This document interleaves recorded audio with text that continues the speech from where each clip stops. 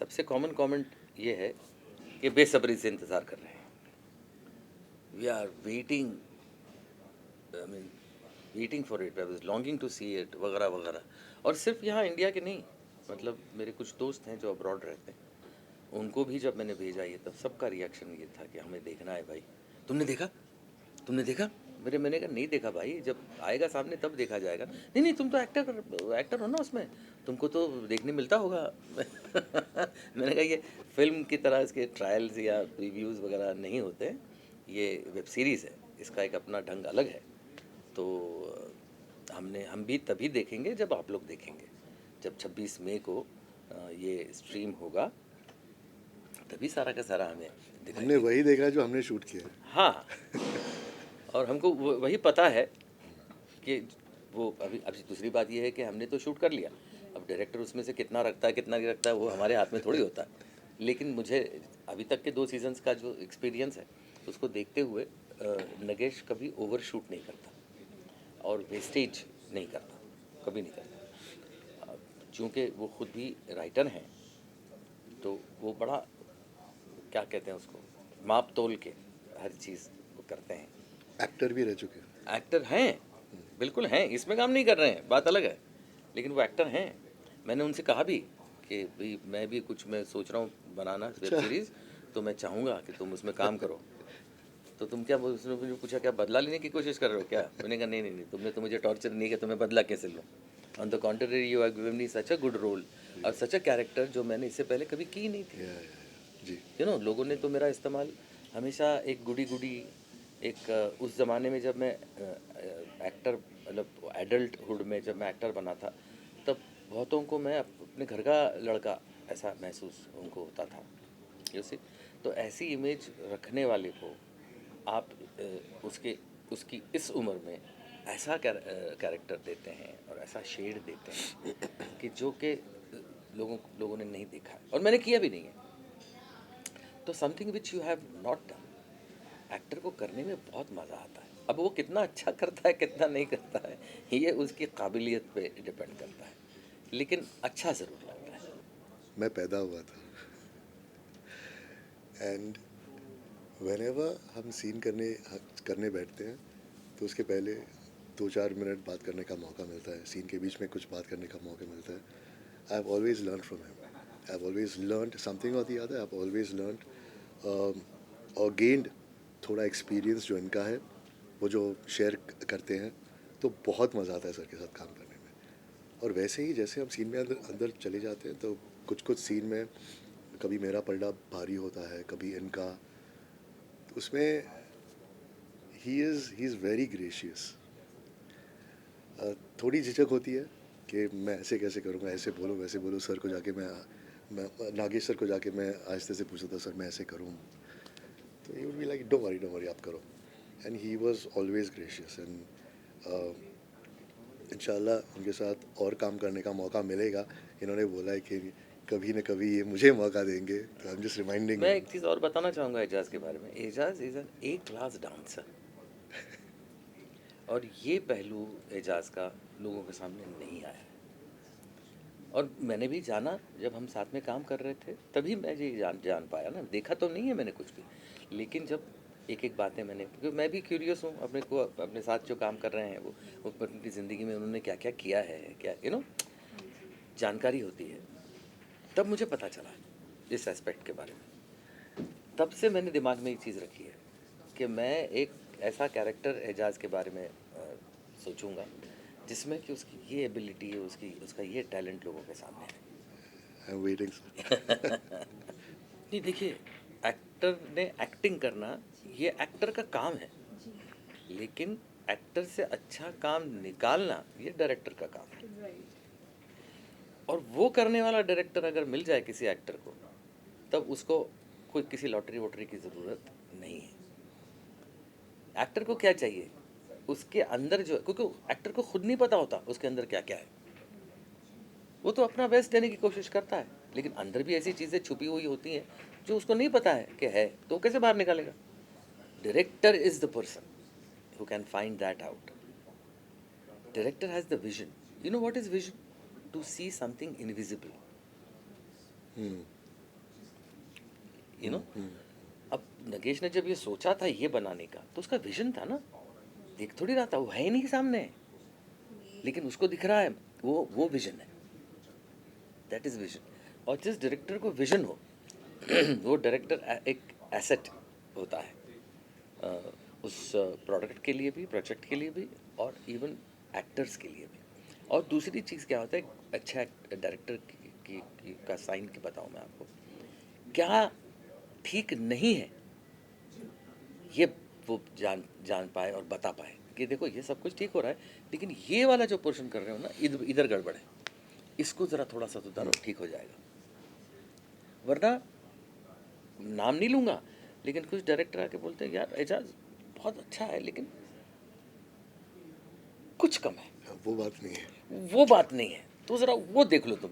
अरे क्या देखो क्या करें बताओ ना कि क्या क्या नहीं है ठीक, तो वो हम ठीक करेंगे। नागेश सर इंजीनियर है, इंजीनियर, हाँ। वो डाइसेक्ट करके बताते हैं। वो इमोशन के बाद आपने जो ये नॉन्स किया ना, ये परफेक्ट था, ये आई लाइक योर चॉइस। लेकिन उसके बाद ये जो किया ना, आई डेंट लाइक इट, ये मत करो, ये मत करो, ये ऐसे नहीं करके ट्राई करते हैं। So he is very technical that way, and I think the most special thing about him is, so which I have seen, क्योंकि मैं अगर सर के साथ काम कर रहा हूँ, अतुल के साथ काम कर रहा हूँ, प्रिया के साथ काम कर रहा हूँ, हर एक एक्टर के साथ उनका ग्रामर थोड़ा अलग है। उनको पता है कौन से एक्टर को कहाँ पोक करना है, किधर क्या बोलना है एक्सट्रैक्ट करने के लिए, which is the best. He knows that, and by now I think he knows us better than our parents or our siblings or anyone else, क्योंकि we are naked in front of him। हम हमारी vulnerability उन्हें दिखाते हैं, जो समझ में नहीं आया वो जाके पूछते हैं। Otherwise there's always an image के हमें ये पता है, हम ऐसा कर सकते हैं, वैसा कर सकते हैं, but it's been what, almost 5 years since we've been working with him. You know, actors are exactly like Alsatians, the German Shepherds. How, you know? German Shepherd जो है, a breed of a dog, he wants one master, anyone of the family. He looks for that one master when he is your pet. But if he does not find any one master, he becomes his own master, which is the most dangerous thing to happen. Actors भी ऐसे ही होते हैं। Actor they look up to the director कि अभी हाँ भाई मैं जा रहा हूँ काम करने, मैं अपने आप को सौंप दिया भाई इसका, अब ये जो बताएगा वो हम करेंगे, you know। अब वो बोले कि ठीक है, नहीं आपको जो ठीक लगता है आप करो, अगर ऐसा बोल दिया then it is the worst thing for any actor।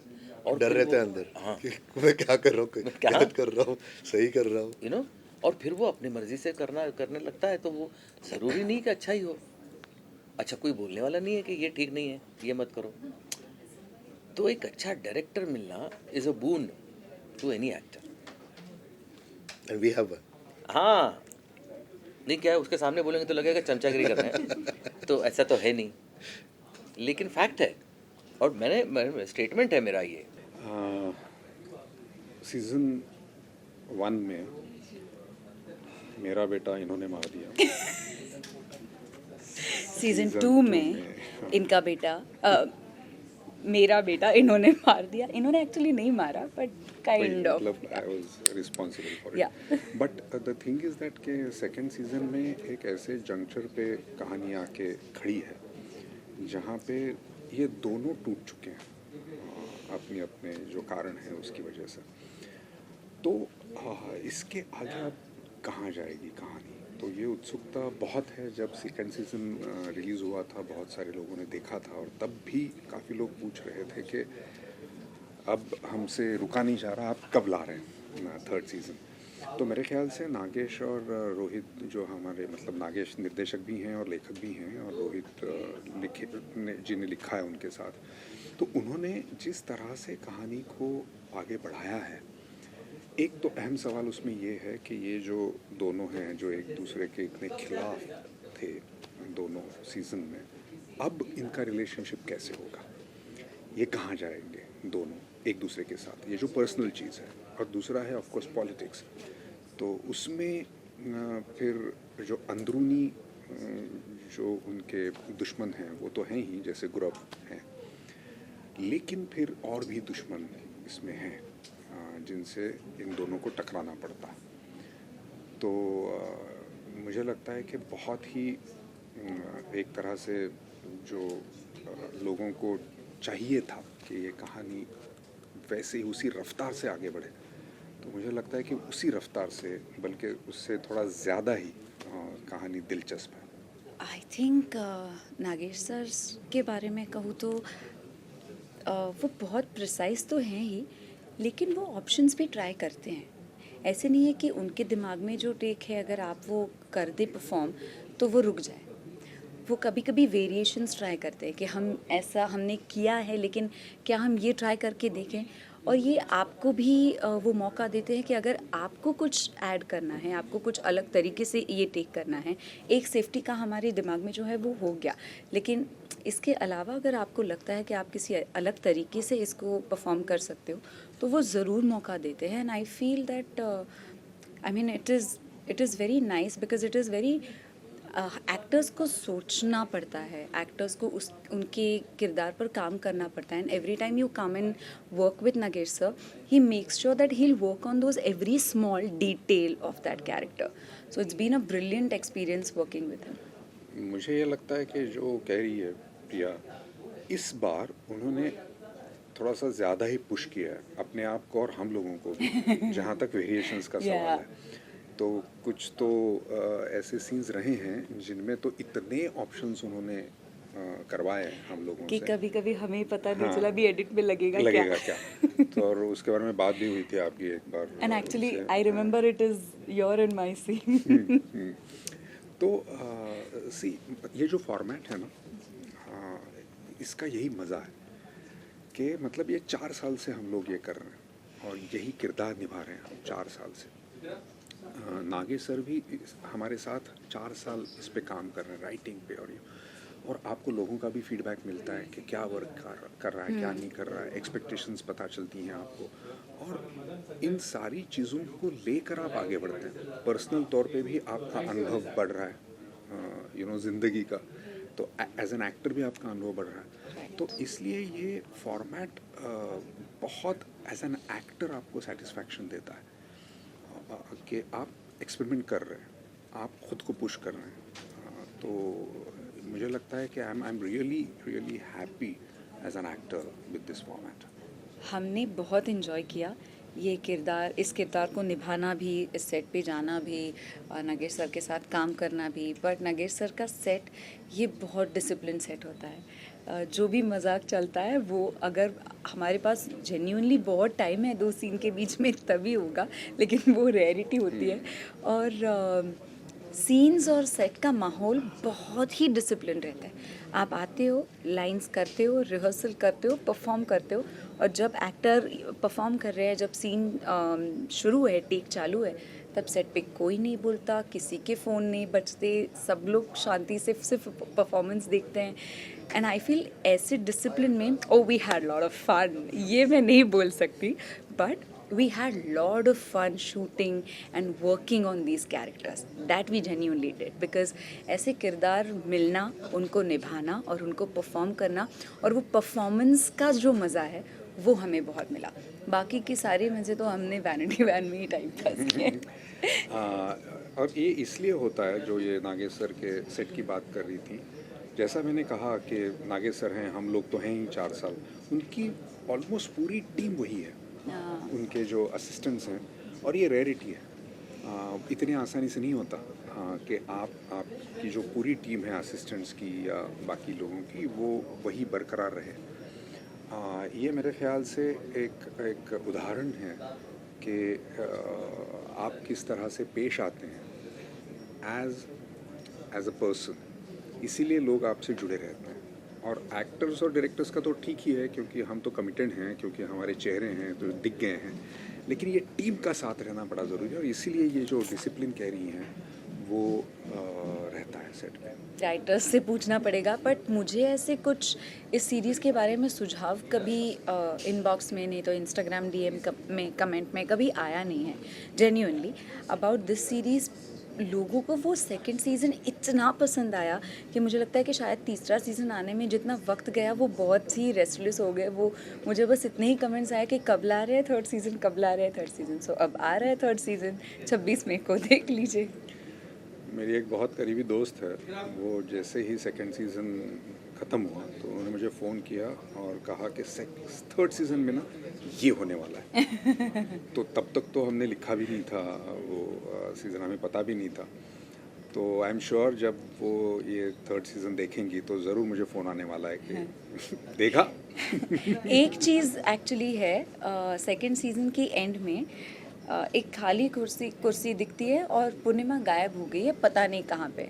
तो उसके बाद जब भी अगर लोग मुझे रिकग्नाइज करते थे as City of Dreams, Purnima Gaikwad और actor, every time people use to ask me the same question, ये पूर्णिमा कहाँ गई बताओ। And I use to go non plus because I don't know, I don't have the answer.